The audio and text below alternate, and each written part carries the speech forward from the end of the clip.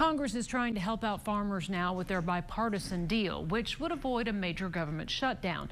But it appears that politics might get in the way of a solution. KLBK's Maddie Powers talked to those in our ag community to get their perspective on what's going on. Maddie? A lot has changed on the spending bill the last few days. Plains cotton growers tells me that lawmakers originally left out economic assistance for farmers, but has been since added after many groups like Plains cotton growers demanded that their producers not be left out. I've never seen the farm economy in my time like this. Jeremy Brown has been farming his whole life and says it's been tough with the cost to grow skyrocketing and the prices to sell at record lows. It's very similar to the 80s, which was the farm crisis of the 80s. You saw high interest rates, you saw inflation. And so it's almost like everything was so high and what we were getting for the commodity that we're growing was so low. And so there's a lot of similarities here.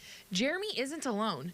And while farmers are still waiting on a new farm bill to get passed, a bipartisan spending bill on the table in Washington could help American farmers now.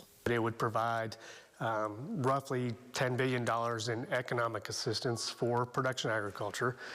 Each staple commodity would have their own individual assistance rate based on how they're structured, how their input costs are structured, things like that. That will help them through the end of the season. Plains cotton growers wants this bill to pass and says without it, some farmers could potentially go bankrupt and make situations even harder for those already dealing with declining mental health. The biggest thing we have as an impediment right now is we got to make sure that Congress enacts it, that they vote in favor of it and keep it going through the end of the year. For the government, they need to understand that, it's not just cotton farmers that are everybody is American farmer right now is hurting.